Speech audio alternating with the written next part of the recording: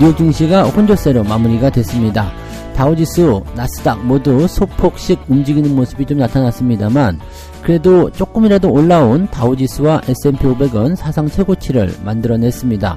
나스닥은 기술주들의 어떤 혼조 양상을 통해서 소폭 하락하는 모습을 보여줬고요.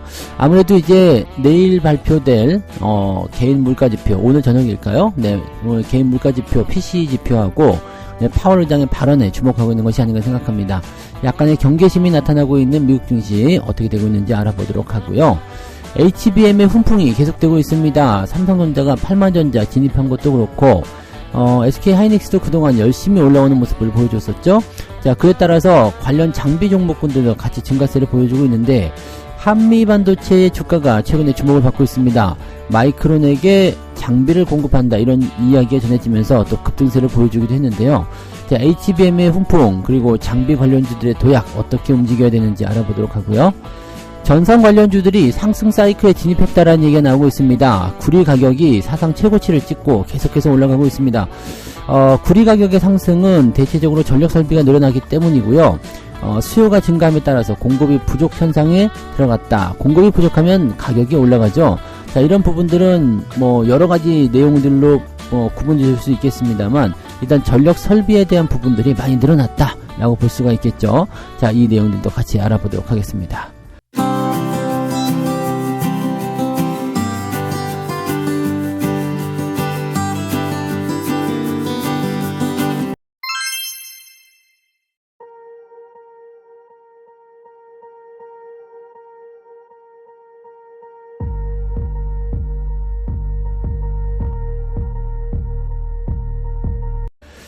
네, 반갑습니다. 오늘은 3월 29일 금요일입니다. 자, 3월의 마지막 날이고요. 네, 월말, 주말, 그 다음에 분기 말까지 같이 겹쳐있는 그런 날입니다.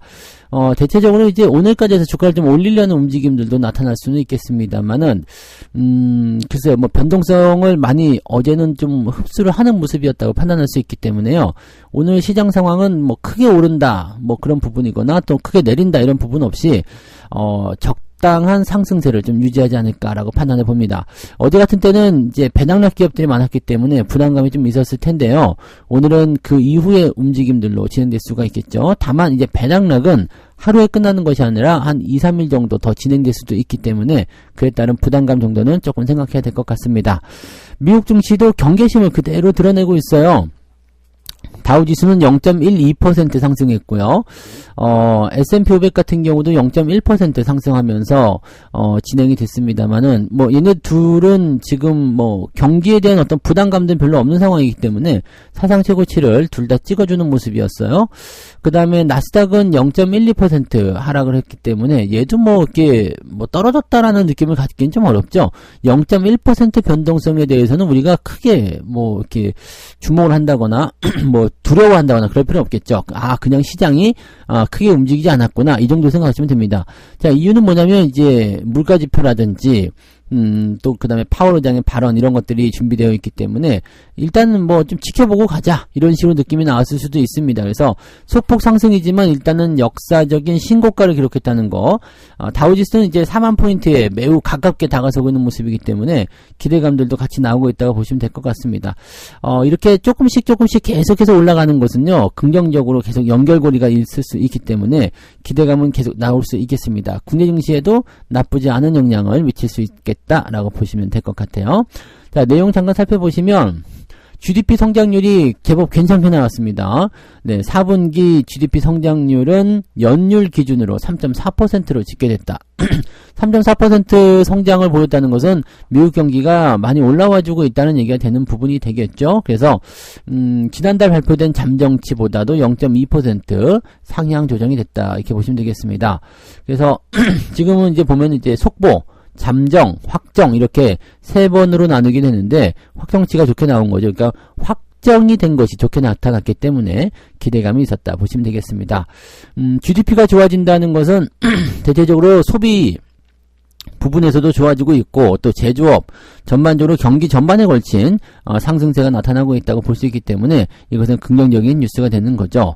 그래서 앞으로 이제 이 GDP의 성장을 통한 경기 상승에 대한 부분이 생기게 된다라면 연준 입장에서는 경기가 좋아지니까 금리를 내리지 말까? 이런 생각이 들 수도 있다라고 되어 있잖아요. 근데 실질적으로 이제 GDP가 성장했다고 하더라도 인플레이션이 내려가게 된다라면 연준이 금리를 내리지 않아야 될 이유가 없습니다. 꼭 내려야 됩니다. 그래서 경기도 좋아지고 그 다음에 금리를 낮출 수 있는 상태가 또 연결될 수 있는 그런 뭐 더블 호재라고 봐야 되나요? 이런 식으로 해서 진행이 될 수 있는 모습이 좀 나타나게 되겠죠.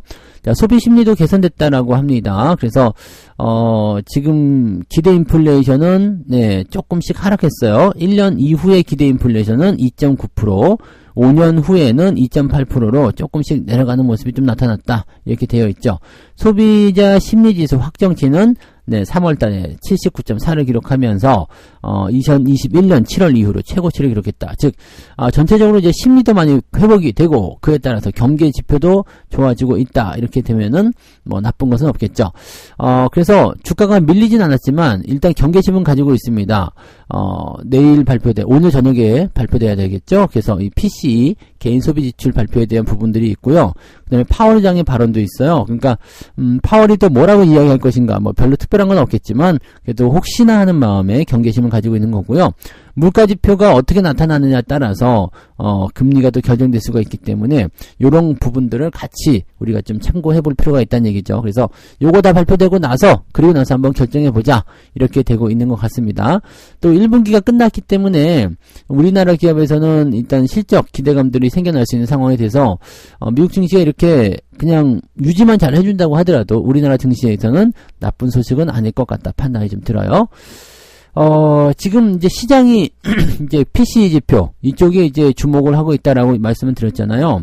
이 2월 근원 PCE 물가 지표는 전월 대비 0.3% 정도 오를 것이다 해가지고요. 상승폭이 줄어들 것으로 예상되고 있다 라고 되어 있고요. 연간 상승률은 2.8% 예상되고 있다고 합니다. 일단 상승률은 2.8%에 그 다음에 전달보다도 상승률이 둔화되었다라는 것은요. 물가가 조금 내려갈 수 있다라고 될 수가 있는 부분이 좀 되겠죠. 그래서 지금 일단 이 부분만 봐서는 나쁘진 않을 것 같다 판단이 드는 거예요. 그리고 물가가 조금 다운될 수 있다는 상황이 벌어지게 되면 기대감이 커지겠죠. 미국장은 휴장이기 때문에 4월 1일 날 반영이 되겠습니다만 기본적으로 이제 물가지표의 어떤 전망치가 좋게 나타나게 된다면 부담감들은 많이 줄어들 것이다라고 생각할 수가 있을 겁니다. 종목별로 보면은 이제 엔비디아는 조금 상승세를 보였습니다. 얘는 그때 말씀드렸듯이요.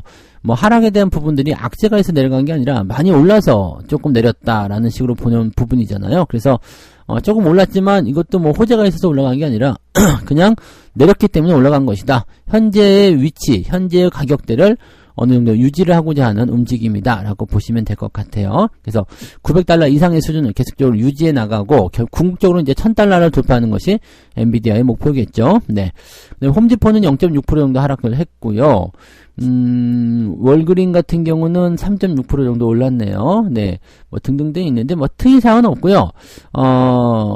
그 트럼프 미디어 그룹 요쪽은 이제 뉴욕 증시 대비 4월째에도 6.4% 정도 하락세를 보였다. 이건 하락이네요. 이틀 동안 열심히 급등하다가 이번에 이제 6.4% 하락을 했네요. 그러니까 신규 상장이라고 봐야 되겠죠. 이제 우회 상장이지만 신규 상장으로 봐야 되는 부분이기 때문에 요거는 이제 상승세를 이제 주목받아서 치고 올라가다가 조금 밀렸다 이 정도로 보시면 될 것 같습니다. 뭐 통상적인 부분이고요. 문제는 이제 테슬라 같은 건데 테슬라 같은 경우는 지금 계속해서 목표 주가를 낮추는 모습이 좀 나타났어요. 이번에 주가 좀 떨어졌죠. 최근에 며칠 동안 CATL 효과를 통해서 주가가 상승하는 모습 보여줬었는데 다시 목표 주가가 낮춰지게 되면서 주가가 또 2% 넘게 하락하는 모습이 나타났습니다. 2차전지 쪽에 변동성이 좀 생길 수도 있는 하나 요소가 좀 될 수도 있겠습니다. 얘는 좋아도 나쁘고 나빠도 나쁘네요. 그래서 테슬라 쪽에 대한 기대치들이 또는 사람들의 인식이 좀 많이 바뀌고 있는 것 아닌가 이렇게 생각이 좀 들 수도 있겠습니다.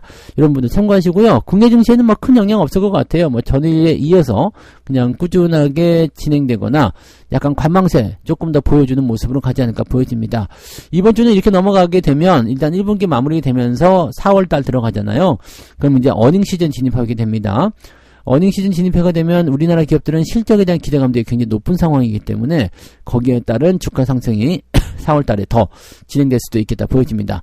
4월달 만기는 그렇게까지 걱정하지 않아도 되는데 만기 바로 전에 이제 총선이 있어요. 그래서 선거 관련한 변수는 조금 나타날 수 있겠습니다. 그래서 선거의 마지막 관련 종목군들의 움직임들은 이제 다음 주가 막바지로 들어가지 않을까 생각되고 있는 모습이죠. 참고들 하시기 바라고요. 자, 두 번째 이야기로 넘어가겠습니다. 올해 들어서 주가가 2배 이상 뛰어 올라간 HBM 훈풍을 받은 한미반도체. 어제 이제 한미반도체 주가가 고공행진을 했죠. 강세를 보여줬습니다.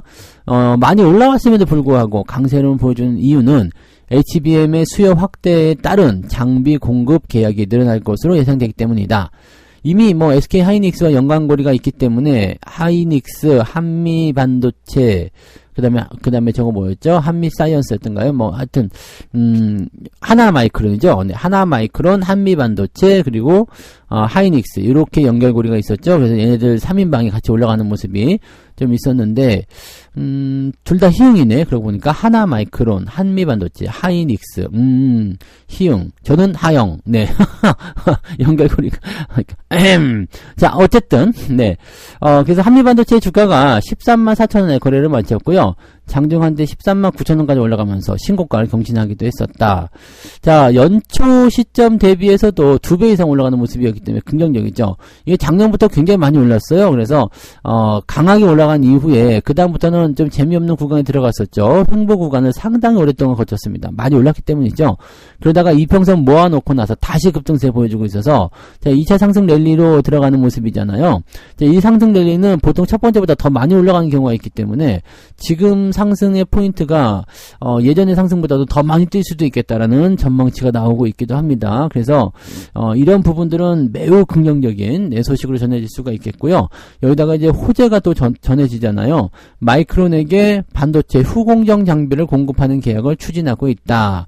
이렇게 되어 있거든요. 공급 계약 체결한 것으로 알려진다 뭐 얘기가 있던데요. 그래서 이런 부분들 때문에 주가가 매우 강하게 뛰었다. 근데 이게 이제 단기적으로 끝나는 이슈나 재료가 아니기 때문에 추가 상승도 나올 수 있는 거 아니냐 이렇게 전망이 되고 있는 거죠. 자, 한미반도체가 미국 주요 디램 제조업체인 마이크론과 TC 본더 장비 공급에 대한 협의를 맺었다. 협의이기 때문에 계약을 체결한 건 아니네요. 근데 장비 발주가 올 2분기 즉 상반기 안에 진행될 것으로 예상되고 있고 전체 수주 규모는 1,000억 원 정도로 예상했다. 1,000억 원 별거 아니잖아 라고 할 수 있겠습니다만 네, 적은 수치는 아닙니다. 그래서 이런 부분들을 체크하시면 될 것 같고 전체 이제 실적이나 이런 부분 봤을 때 이 정도 1,000억 원대 네, 규모라면은 나쁘지 않은 수치라고 보시면 되겠죠. 이 TC본드라는 것이 열 압착을 통해서 칩과 웨이퍼를 붙이는 반도체 후공정 장비다라고 되어 있습니다. 그래서 이 HBM 같은 경우는 디램을 수직으로 적층하는 그런 단계이기 때문에 필수적으로 이 장비가 필요하다라고 되어 있죠. 그래서 하이닉스하고 공동 개발을 하고 난 뒤에 하이닉스의 제품을 공급해 왔었다라고 되어 있고요. 그 다음에 이번에 마이크론을 통해서 신규 고객사가 확보가 되었다라는 것이죠. 마이크론이 좀 노렸을 수도 있겠죠. 야, 하이닉스가 어디다 하냐 해가지고 네, 그래 이걸로 해보자 해서 이제 진행됐을 수도 있겠죠. 뭐 장비 업체는 그냥 팔아먹는 거이기 때문에 뭐 특별한 건 아니겠습니다만 그만큼 이제 이 HBM 시장에 대한 관심도가 높아지고 있고요. 또 그에 따른 수요도 많이 증가하고 있다는 것을 의미할 수가 있겠죠. 자, 그러면 이제 한미반도체의 이런 장비 수요가 점점점 늘어나게 될 가능성도 높지 않을까 판단됩니다. 다만 장비 업체들은요.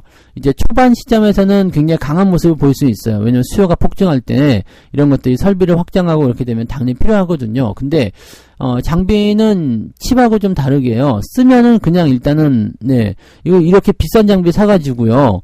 뭐 1년 쓰고 버릴 건 아니잖아요. 그러니까 오랫동안 사용을 하기 때문에 그 이후에는 유지 보수적으로 들어가는 거지만 초반 시점에서 이제 강하게 상승하는 모습이 나타나고 나면 그 다음부터는 조금씩 이제 매출이 이제 정체 상태를 보일 수 있습니다. 그래서 소부장 같은 경우도 마찬가지예요. 일단 HBM 수요 증가에 따른 부분 때문에 기대감을 가지고 지금은 이제 열심히 상승하게 되는 모습이 나타나게 되겠지만 어느 정도 시간이 지나고 나면 먼저 주가가 주춤해지는 모습이 나타날 수도 있습니다. 그래서 그런 부분까지는 우리 생각하고 가시는 게 맞겠고요. 당장 일어날 일은 아니기 때문에 신경 쓸 필요는 없겠죠.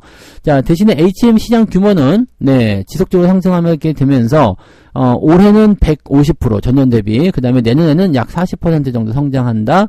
그 다음에 5년 후에는 더 많이 성장하는 것으로 되어 있죠. 그래서 실질적으로 이제 HBM의 성장률은 AI 성장에 따라서 같이 진행될 거라 생각되고요. 저는 보통 이제 10년 후 이제는 9년이겠죠. 작년에 예상한 거니까요. 작년에 예상하기를 10년 후 정도, 그 2030이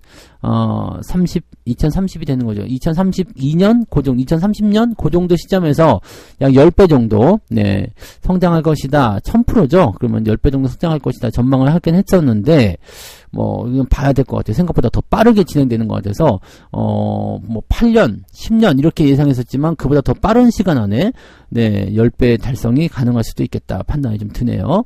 자, 아무튼, 이렇게 계속 성장하고 있기 때문에, 관련 종목군들의 움직임들은 매우 긍정적이다라고 판단하실 수는 있겠죠. 전체적으로 움직임은 좋아질 것이다 라고 보시면 되겠습니다. 그래서 HBM 관련주들은요, 올해는 일단 걱정할 거 없겠고요. 내년도까지도, 내후년? 모르겠습니다. 그것까지는 모르겠는데, 일단은 올해는 없어요. 올해는 위기라든지 이런 부분이 별로 없기 때문에, 그냥 꾸준한 수요 증가와 실적 증가로 보시면서 성장을 계속 이어갈 것이다 라고 보시면 되겠습니다.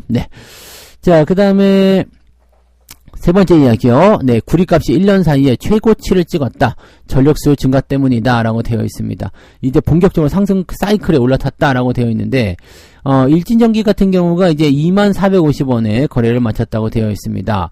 장중에는 22,400원을 찍으면서 52주 신고가를 새로 썼다라고 되어 있고요. 전선과 전력기기를 제조하는 일진그룹 계열사다라고 되어 있습니다. 주가가 이번 달에만 100% 올라갔네요.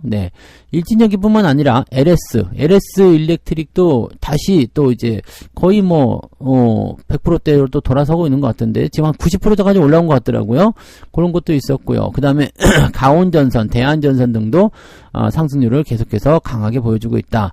이 전력설비 관련한 종목군들은 처음에는 이제 전기차 공장, 자동차 공장에 대한 그런 부분만 좀 봤었는데 이제는 HBM, 이 반도체 공장 설립에 대한 그런 수혜도 같이 나타나고 있고요. 또 경기가 호조세를 보임에 따라서 전력 소비 같이 늘어나고 있다라고 되어 있는 부분이거든요. 그러다 보니까 이제 공급이 계속 딸려요. 공급이 딸리다 보니까 이제 구리의 가격이 뛴 거죠. 구리 가격이 계속해서 올라가면서 움직임을 만들고 있는데 구리는 전선 제조 원가의 90%를 차지하는 핵심 원자재다라고 되어 있습니다. 원자재값 상승분을 전선 가격에 반영할 수 있는 만큼 구리 가격 상승은 호재가 된다라고 되어 있죠. 왜냐면 매출이 증가하는 거니까요. 그래서 매출이 증가하면서 마진율도 높아질 수 있는 가능성이 높죠. 그래서 그렇게 생각이 된다라면 기대감이 좀 생길 수가 있겠죠. 그래서 지속적으로 이제 가격의 상승률이 일어나고 있다라고 보시면 되겠고요. 지금 지난해 말부터 공급이 많이 줄어들었다고 되어 있습니다. 그만큼 이제 많이 수요가 늘어나는 모습도 좀 있었겠지만 이제 광산 쪽 있죠. 페루, 칠레, 파나마 이런 주요 구리 광산국의 광산 폐쇄, 또 생산성 하락 이런 것들로 공급이 부족해지는 모습이 좀 있기도 있었고요. 그 다음에 중국의 구리 재련소들 역시도 수익성 하락으로 생산을 축소했다라고 되어 있습니다. 전체적으로 이제 구리 공급이 차질을 빚다 보니까 수급의 압박이 이제 굉장히 커지게 되는 모습이 나죠. 공급이 이제 부족해진 상태가 벌어지게 된 거고. 그런데 지금 보면 데이터 센터 설립, 반도체 공장, 자동차 공장, 인프라 충전소 확장 이런 거 지금 계속적으로 일어나고 있기 때문에 수요는 더 많이 드러날 것으로 생각됩니다. 그래서 이렇게 되면은 아주 골치 아픈 상황이 벌어지겠죠. 그래서 구리값이 금값이 될 수 있는 상태가 좀 나타나기도 합니다. 그래서 이제 노후된 전력망을 개선하고 확충하기 위해서 미국에서는 35억 달러를 투자한다라는 계획을 발표하기도 했었다.